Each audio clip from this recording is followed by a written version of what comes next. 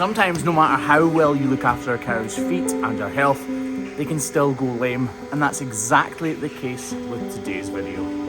A cow with a very sore front foot that has been very well looked after, but something has gone wrong. So like I said, the cows on this farm are really well looked after. We come every 2 weeks and routine trim the vast majority of the cows and look after any cows that happen to have gone lame in the time that we haven't been there, if that makes any sense. This cow, for instance, was trimmed 12 weeks ago, so almost 3 months ago, so we can still tell that she's been trimmed and her foot is in good condition, but she is definitely feeling something that she's not enjoying. You can still clearly see the model out area where we've trimmed it before. This foot isn't overgrown, it's definitely not overworn either, so she hasn't gone through the soles of her feet. And similarly,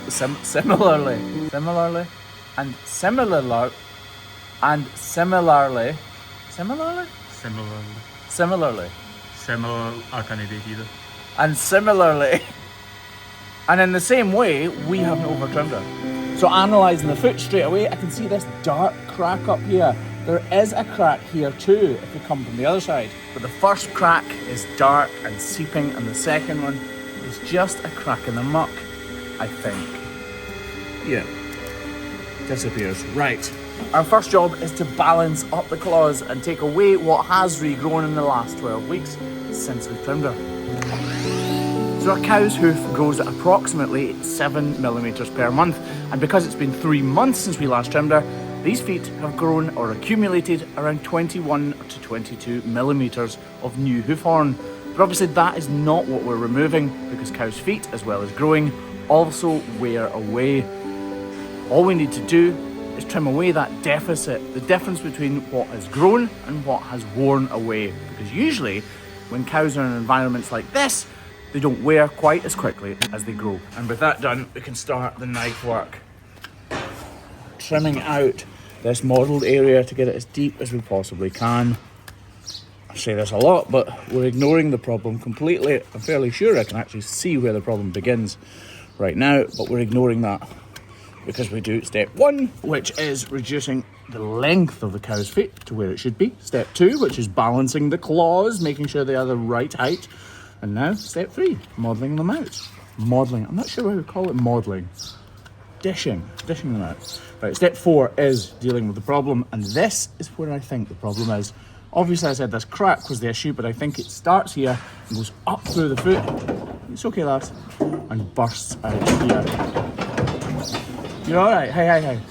I do know for certain though, all of this needs to be reduced. So that is where we're going to start.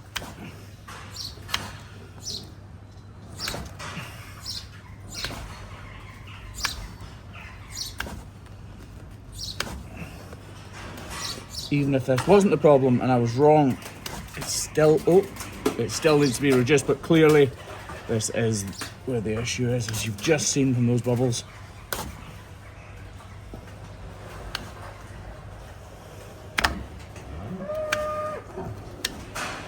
You can hear how hard the hoof horn is. It's sort of flicking off it because she's been keeping it up off the ground.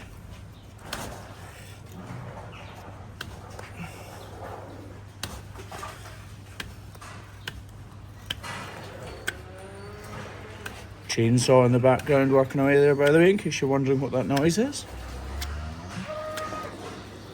And Craig sweeping a lot of manure down the slats. Right, I can see a dark bit in this hoof, so I'm going to try and get my knife blade under that and sweep around and up so that I can control it as much as possible and not take anything away that I really don't want to.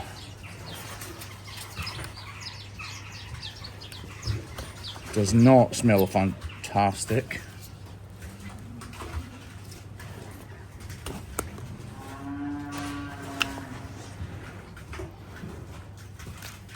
Just try to separate these layers as carefully as I can so I don't remove anything at all I don't want to, or need to rather, because this does need to be done. Here you can see where the problem has begun, this hole here.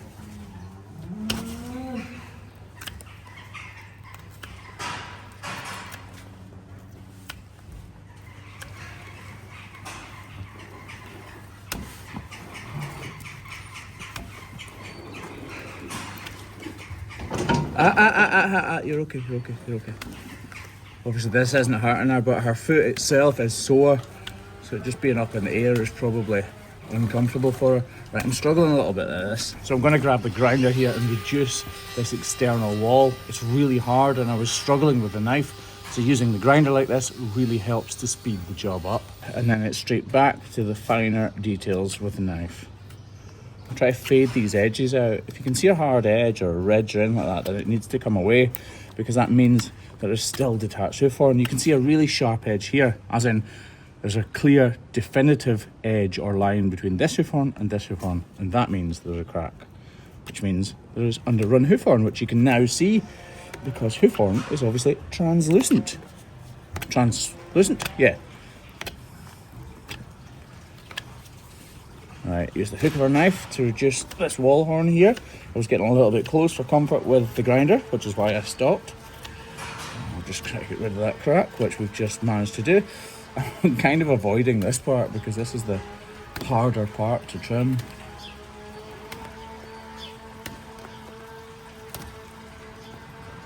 Just peel away these bits. Hold my breath while I'm doing it for some reason. Oh, that's coming away nicer than I thought it was gonna. Yeah, it is actually. Right, onto the money shot, the money maker, the part that is difficult. Be as careful as we can. I'm saying that because the corium is within millimeters of the blade of my knife. Stop it, lass. So if I'm gonna make an error, or if it's gonna go away I don't want it to go, that is gonna happen right now.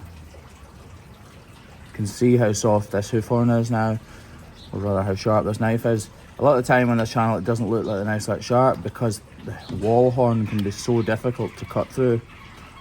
But trust me, you would not want to cut yourself with one of these knives.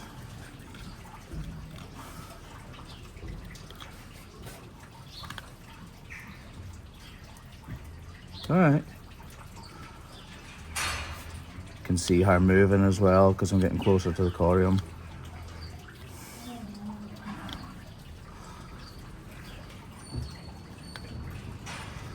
But I can see through that translucent hoof horn that there is still a void under there that needs to be removed. Try coming in a different direction. Fractions and fractions of millimeters.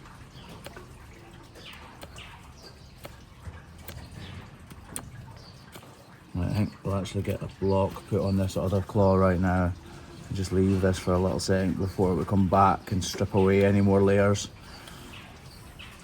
You got a block, please, Craig? Yep.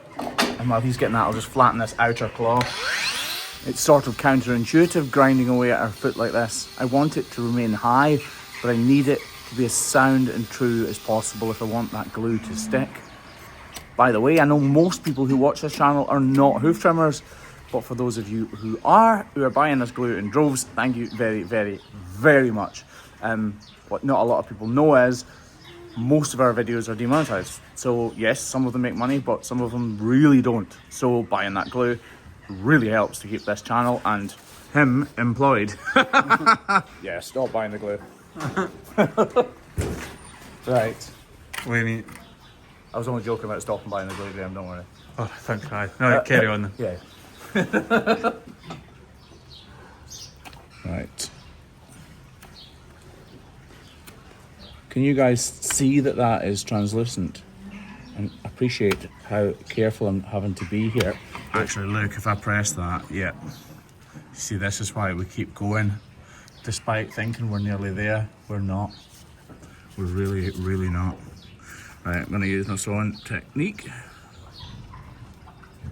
So, oh, this is much deeper than I thought it was gonna be. But the thing is, I could break through that and it could just be healthy corium underneath. I can now see the corium completely clearly. Again, hook my knife in under the hoof horn and flick it away.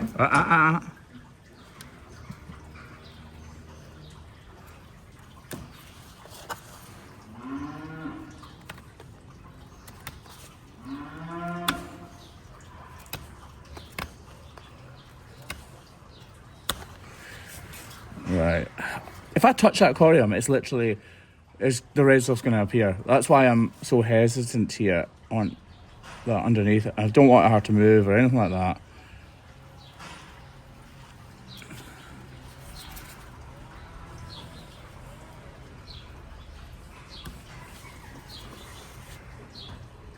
But I need to get rid of it. If I don't get rid of it, it's not going to heal.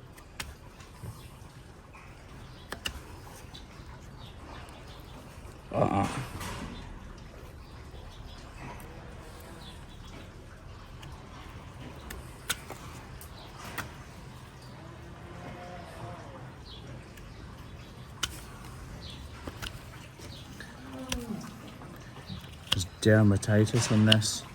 Hopefully you've all spotted that that's why the texture of the corium that we can see now is like that.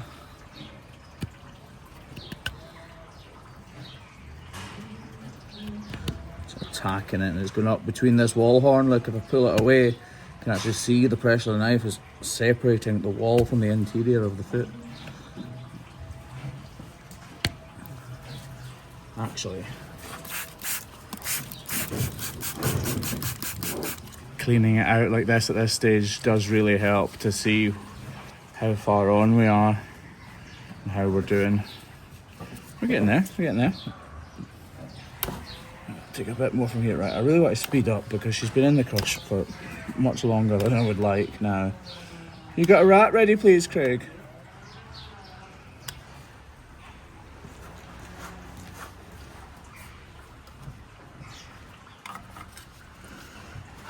Right. Look at that. Really happy with how this has turned out. It's as clean as it possibly could be. You can clearly see it all being attacked with dermatitis. So there you have it. A cow whose feet are really well looked after, but who has still gone lame despite all of that effort. Cows, like humans, have accidents. They bang their feet, they fight with each other. All sorts of things can happen. And when that type of thing happens, this is the result. Luckily, when a trim goes as well as this and it comes out as cleanly as this, and we get right down to the corium without the claret showing too much, things can recover really quickly. Imagine if I trimmed away the entire bottom of your foot so that what's underneath the nail bed, so if I ripped off this nail here, but on your toes, how sore that would be to walk around. And then just admire how well a cow like this can cope with that sort of discomfort when a block is placed in position and her foot is wrapped up.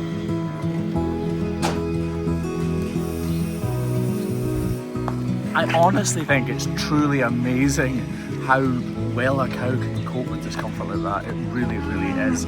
We have a lot more cows here to trim in South West Scotland this morning, so we're going to leave it right there.